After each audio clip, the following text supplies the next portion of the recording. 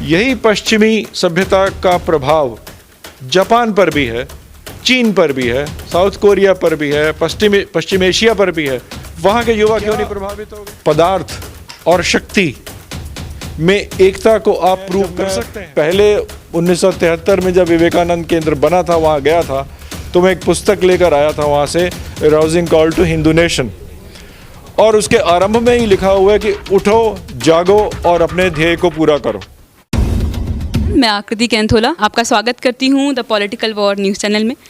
तो आज हमारे साथ हैं डॉक्टर सुनील सोंदी सर, जो कि महाराजा अग्रसेन कॉलेज के रिटायर्ड प्रोफेसर हैं और नगर संचालक हैं जनकपुरी केंद्र और विवेकानंद केंद्र के। तो गेस्ट विवेकानंद केंद्र के young India know the self programme में इनवाइट किया था। सर आज हमारे मेन गेस्ट थे, तो मैं सर से आग्रह करती हूँ कि सर आप हमें बताएं हम कैसे अपने युवाओं को और अच्छे से ये चीज़ें बताएं।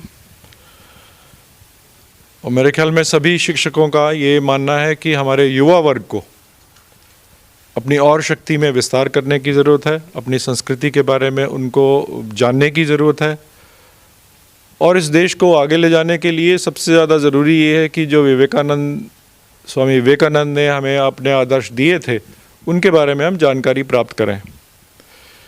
स्वामी विवेकानंद एक ऐसे महापुरुष थे जिन्होंने हमारी प्राचीन परंपरा को आधुनिकता के साथ जोड़ने में सफलता प्राप्त करी। उन्होंने सभी हमारे जो वेद हैं, अन्य शास्त्र हैं, उपनिषद हैं, भगवत गीता है, रामायण है, उन सभी का जो सार निकाला वो मुख्य रूप से यही था कि हमें संगठित होने की ज़रूरत है। एक धारणा हमेशा रहती है कि शायद हमारे जो शास्त्र हैं वो हमें स्पिरिचुअलिटी की तरफ ले जाते हैं, आत्म के विकास की ओर ले जाते हैं, मोक्ष की ओर ले जाते हैं। एक हद तक वो ठीक है, लेकिन वर्तमान परिस्थितियों में जो स्वामी विवेकानंद ने संगठन पर बल दिया और जो शक्ति पे बल दिया, वो मेरे विचार में सबसे ज़्यादा महत्वपूर्ण है, और वो प्रयास अब स्वामी विवेकानंद केंद्र की तरफ से किया जा रहा है। इसके लिए ज़रूरी है कि एक ऐसा निश्चित कार्यक्रम बनाया जाए, 2 दिन का, 5 दिन का या 10 दिन का, जिसमें एक सिलसिले से हमें ना सिर्फ ज्ञान उपलब्ध कराया जाए कि हमारे क्या संस्कार हैं, हमारे कौन से शास्त्र हैं। यहाँ पे मैं कह देना चाहता हूँ कि शास्त्रों के बारे में एक गलत धारणा बना दी जाती है कि केवल कुछ ही व्यक्ति उसको जान सकते हैं, कुछ ही व्यक्ति समझ सकते हैं, जबकि वास्तविकता ये है कि हमारे सभी शास्त्र आज के समय में इंटरनेट पर अवेलेबल हैं। हिंदी में है, संस्कृत में है और इंग्लिश में है, और हमारे सभी विद्यार्थियों को मैं ये समझता हूँ कि अनिवार्य होना चाहिए कि कुछ समय वो इनके अध्ययन में लगाएं। अगर उनका वो खुद अध्ययन करते हैं तो वो ये देखेंगे कि स्वामी विवेकानंद ने जो संगठन की बात की और जो शक्ति की बात की और कर्म की बात की और योग्य की कर्म की बात की, वो हमारे सभी शास्त्रों में बहुत सरल शब्दों में बार बार कहा गया है।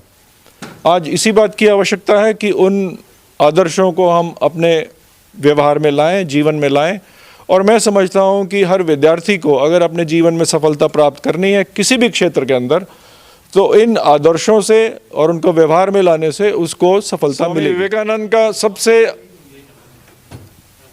अच्छा जो कथन है, और वो मेरे कॉलेज के समय से में है, जब मैं पहले 1973 में जब विवेकानंद केंद्र बना था, वहाँ गया था, तो मैं एक पुस्तक लेकर आया था वहाँ से, rousing call to Hindu nation, और उसके आरंभ में ही लिखा हुआ है कि उठो, जागो और अपने ध्येय को पूरा करो। मैं समझता हूँ कि भारत के अंदर अगर युवा वर्ग को अपनी निष्क्रियता और शिथिलता को दूर करना है तो कोई बड़ा सिद्धांत नहीं चाहिए। आप ये 4 शब्दों के एक वाक्य को अपना ध्येय बना लें और उसको जीवन में सार्थक बनाने का प्रयत्न करें। स्वामी विवेकानंद एक ऐसे महापुरुष हैं जो 20वीं शताब्दी के आरंभ में दुर्भाग्यवश उनका देहांत हो गया था 1902 में। तो जो अंतिम दशक था 19वीं शताब्दी का, 1890 के लगभग, जब वो अमेरिका में गए थे भाषण देने के लिए, उसके बाद में यूरोप भी गए, फिर भारत में आए थे, तो एक विचित्र उनके अंदर प्रतिभा है। अगर उसका गहराई से अध्ययन किया जाए तो वो स्पष्ट हो सकता है कि उन्हें 19वीं शताब्दी के अंतिम दशक में भी जो 20वीं शताब्दी में आने वाले वैज्ञानिक परिवर्तन थे, उनके बारे में कुछ आभास था। और उस समय भी उन्होंने एक फेमस बहुत प्रसिद्ध वैज्ञानिक थे टेस्ला नाम से, उनसे इस बात पर बातचीत की थी कि क्या पदार्थ और शक्ति में एकता को आप प्रूव कर सकते हैं। स्वामी विवेकानंद के देहांत के समय तक वैज्ञानिक इसका प्रमाण नहीं दे पाए, लेकिन उसके 5 वर्ष बाद ही 1905 में और उसके बाद 1915 में एल्बर्ट आइंस्टाइन ने जो रिलेटिविटी का प्रिंसिपल दिया, उसमें इस बात को सिद्ध कर दिया, जिसको हम इक्वेशन में बोलते हैं E = mc²। एनर्जी पदार्थ है और पदार्थ शक्ति है।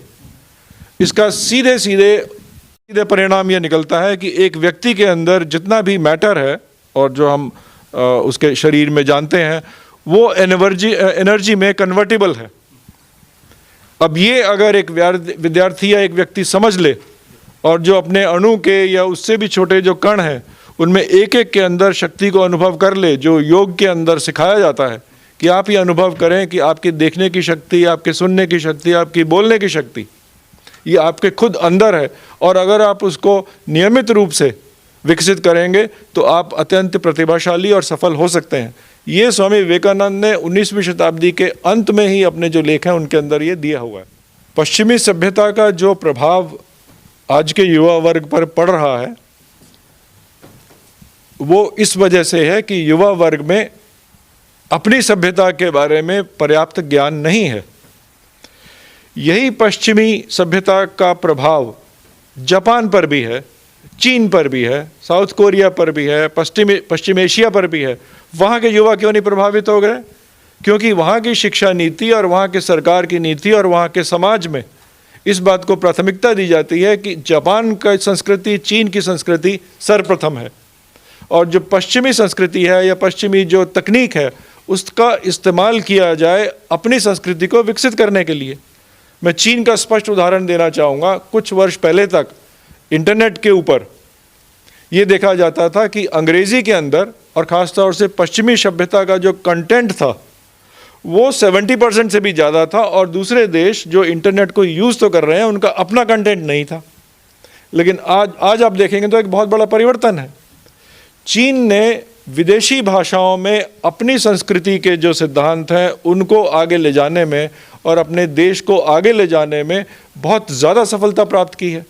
आज ज़्यादा से ज़्यादा जो एकेडमिक जर्नल्स हैं, जो ज़्यादा से ज़्यादा कॉन्फ्रेंसेस हैं, ज़्यादा से ज़्यादा विश्व के अंदर विद्यार्थियों से और जो शिक्षकों से संबंध है या अपने देश में ही उनको शिक्षा उपलब्ध कराने की जो बात है, उसके अंदर चीन आज बहुत आगे निकल गया है।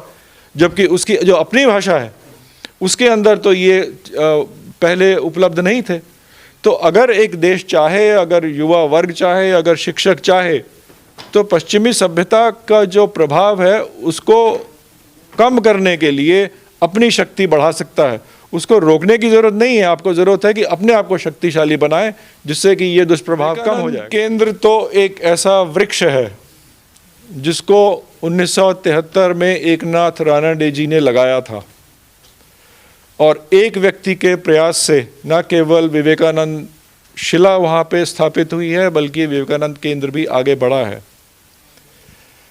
लेकिन एक स्वयंसेवी संस्था होने के नाते इस देश के अंदर एक अनुकूल परिस्थिति ना होने से, अनुकूल शिक्षा नीति ना होने से और अंग्रेज़ी पर और पश्चिमी सिद्धांतों पर ज़्यादा बल देने से, जिसकी एक लंबा चौड़ा उसका इतिहास है, उसमें अभी जाने की आवश्यकता नहीं है।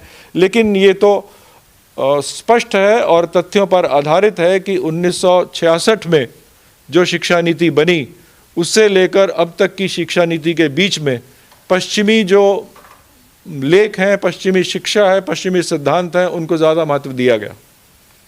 तो अब जब सरकार द्वारा ऐसी नीति बनाई गई है कि हम अपनी सभ्यता को, अपनी संस्कृति को महत्व दें, तो मैं समझता हूँ कि विवेकानंद केंद्र का जो उसकी भूमिका है वो एक बहुत सेंट्रल बन जाती है, बहुत फोर्सफुल बन जाती है। और मुझे इसमें कोई संदेह नहीं है कि विवेकानंद केंद्र के माध्यम से सभी शिक्षक और विद्यार्थी अपनी संस्कृति को और अपने भविष्य को भी आगे ले जा सकते हैं।